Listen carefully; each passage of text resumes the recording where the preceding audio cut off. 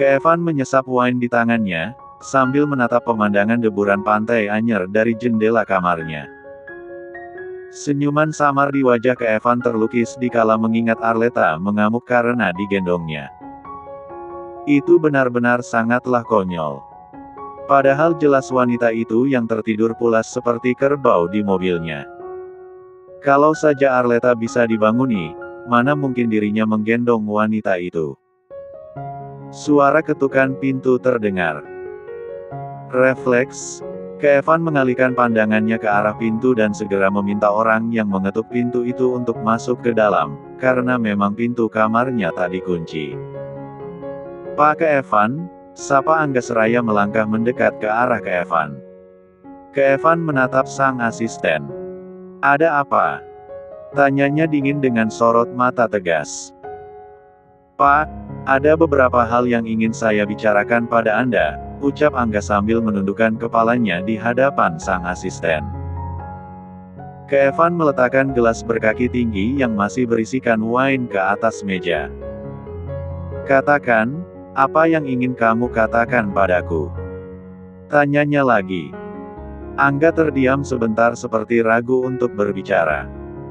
Akan tetapi, jika dia tidak berbicara, maka pasti akan bisa kemungkinan menimbulkan masalah. Hal itu yang membuatnya, mau tak mau harus berbicara. "Maaf Pak Evan, saya bukan bermaksud lancang, saya hanya ingin bertanya apa Anda yakin membedakan kamar Bu Arleta dengan karyawan lain?" tanya Angga memastikan.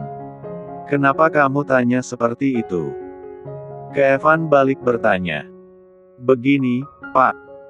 Saya khawatir kalau ada kecemburuan sosial, dan pasti ada pemikiran negatif dari para staf.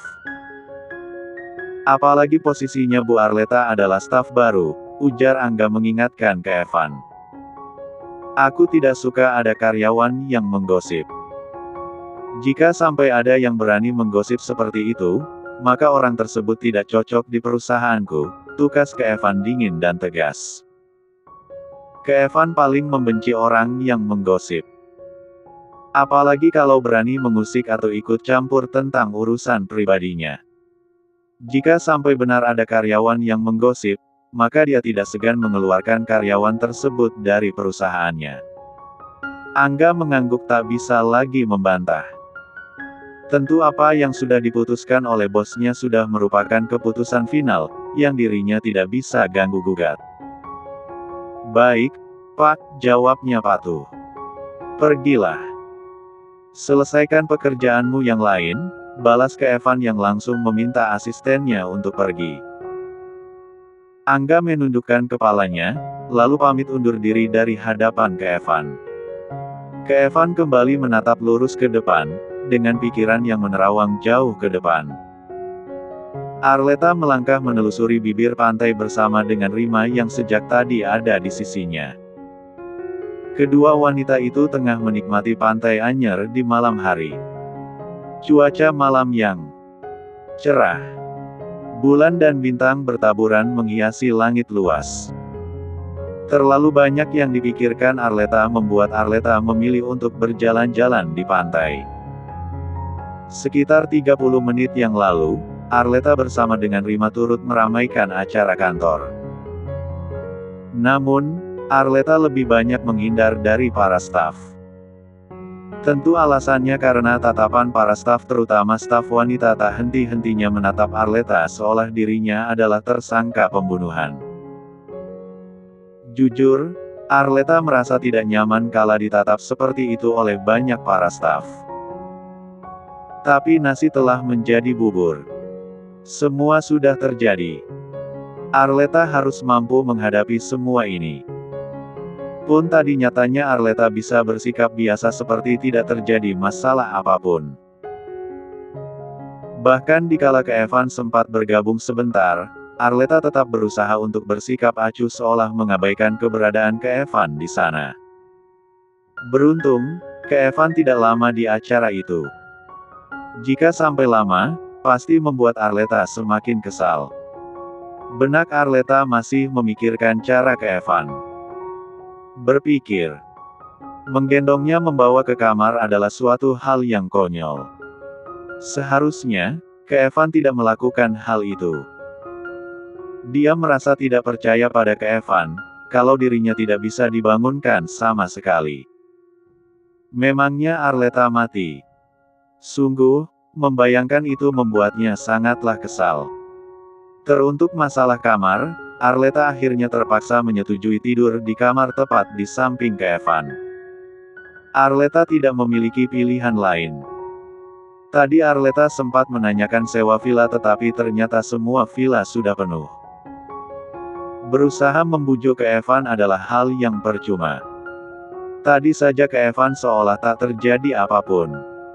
Sedangkan dirinya harus menanggung banyaknya sindiran-sindiran.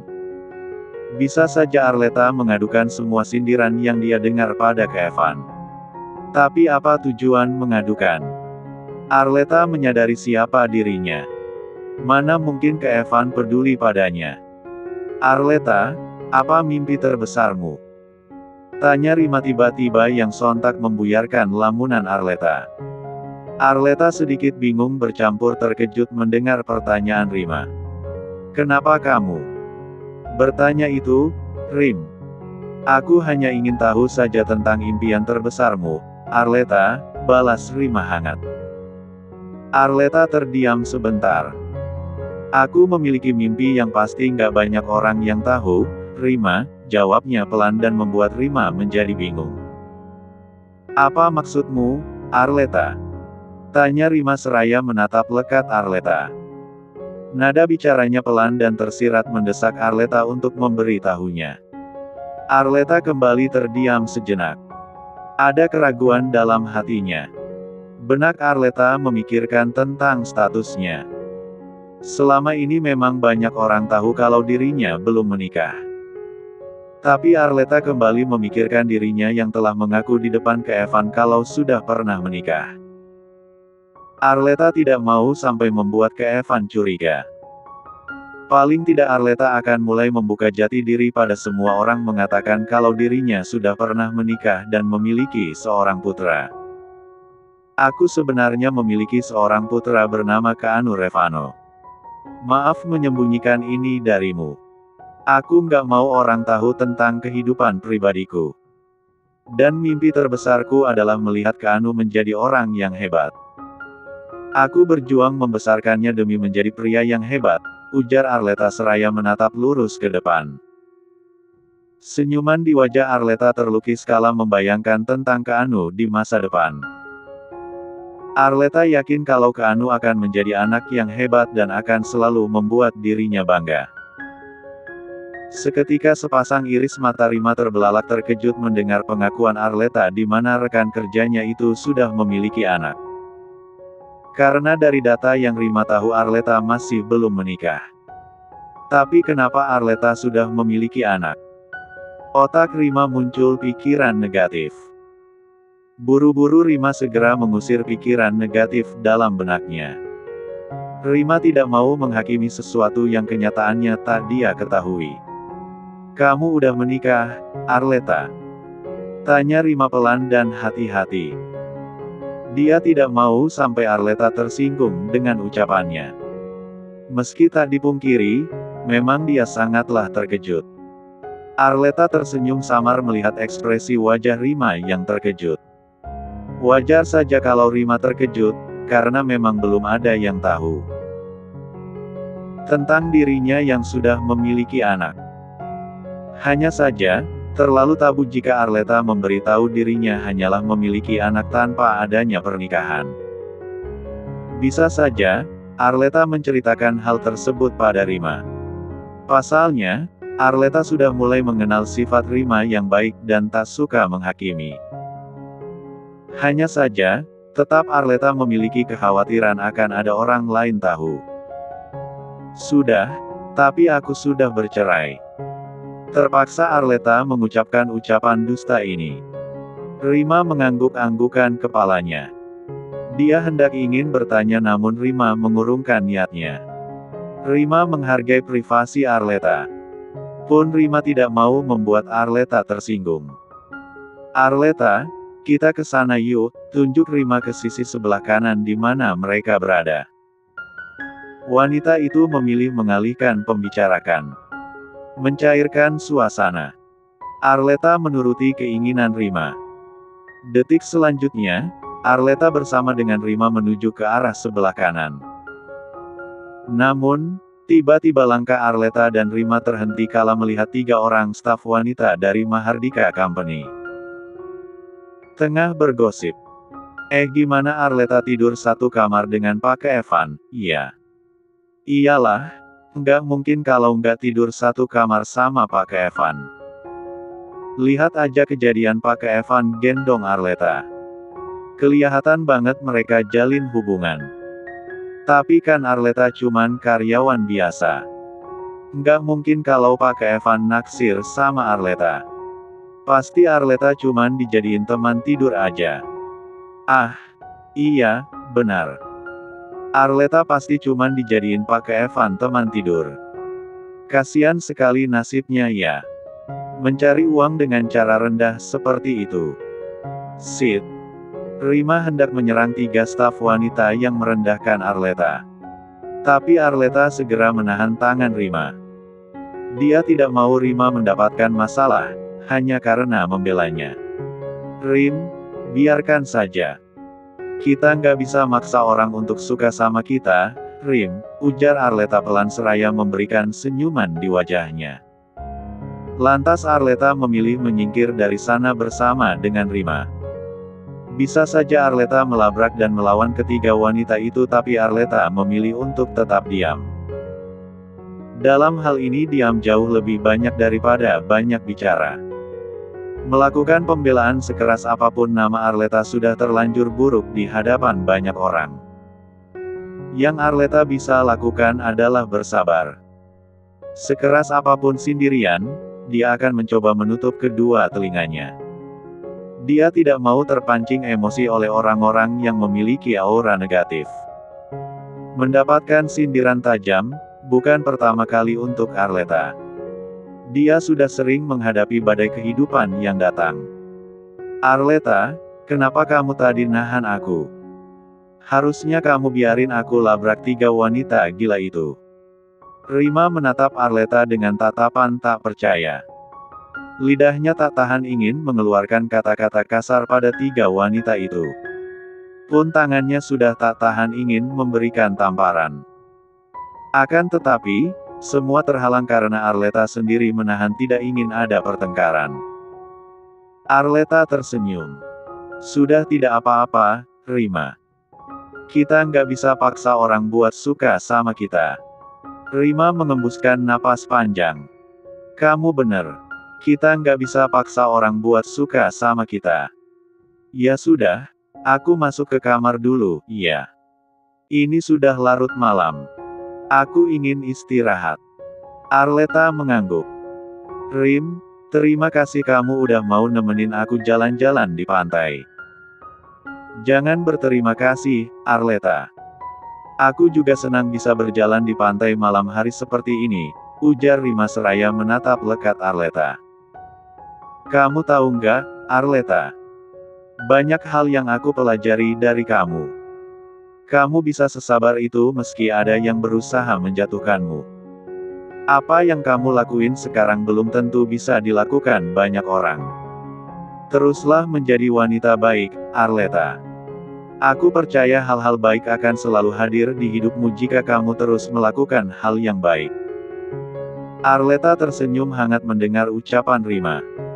Aku nggak sebaik yang kamu pikirkan, Rima. Selama ini aku hanya berusaha melakukan yang terbaik saja. Niat awal tujuanku bekerja adalah membahagiakan putraku. Maka siapapun yang berusaha menjatuhkanku tetap saja aku nggak akan peduli. Karena yang aku pedulikan hanya putra tunggalku. Rima pun tersenyum. Tatapan mata Rima menatap kagum cara Arleta berpikir. Grit, aku menyukai caramu berpikir, Arleta. Rima melihat ponselnya waktu menunjukkan pukul 12 malam. Ya sudah, aku balik ke kamarku dulu, iya. Pamitnya lagi pada Arleta. Arleta kembali menganggukkan kepalanya. Detik selanjutnya, Rima melangkah meninggalkannya. Pun Arleta juga menuju ke kamarnya yang tepat berada di samping kamar Kevin. Yang Arleta harapkan saat ini adalah Kevin sudah tertidur. Saat Arleta tengah melangkah menuju kamarnya, tiba-tiba langkah Arleta terhenti melihat Arvin berdiri tepat di depan kamarnya. Raut wajah Arleta berubah. Tatapannya menatap lekat Arvin. "Arvin, kamu di sini?" tanya Arleta kala tiba di depan Arvin. Pria itu kini terlihat tengah kesal. Tapi entah apa yang membuat Arvin marah seperti ini. "Arleta, ada hal yang ingin aku tanyakan padamu," ujar Arvin dengan nada serius, tatapan tak lepas menatap iris mata Arleta. "Ada apa, Arvin?" tanya Arleta pelan dan lembut. Arvin mengatur emosi dan rasa kesalnya. Dia tak ingin melukai hati Arleta dengan ucapannya. "Aku harap, kamu gak marah aku tersinggung. Katakan, Arvin. Apa yang ingin kamu tanya?" "Aku gak akan marah atau tersinggung," balas Arleta hangat. Arvin terdiam sebentar. "Aku ingin tahu apa hubunganmu dengan Pak Kevin. Kenapa kalian terlihat akrab? Apa benar tuduhan orang-orang di luar sana yang mengatakan kamu dan Pak Kevin menjalin hubungan?" Tanyanya to the point. Pria itu tidak tahan ingin bertanya pada Arleta. Dia tak mau mendengar gosip dari orang lain. Yang dia inginkan adalah mendengar fakta langsung dari Arleta. Arleta mendesah panjang mendengar apa yang diucapkan oleh Arvin. Tak heran kalau Arvin bertanya seperti itu. Pasalnya, pasti Arvin melihat Kevin menggendongnya ditambah banyak orang yang mengatakan hal buruk tentangnya. Setidaknya, Arleta bersyukur Arvin bertanya padanya, tidak langsung menghakimi dirinya. "Arvin, aku dan Pak Kevin hanya. Siapa yang mengizinkan kalian berduaan malam-malam seperti ini?" Suara berat, keras dan tegas terselimuti nada yang penuh amarah membuat Arvin dan Arleta langsung mengalihkan pandangan mereka pada sumber suara itu.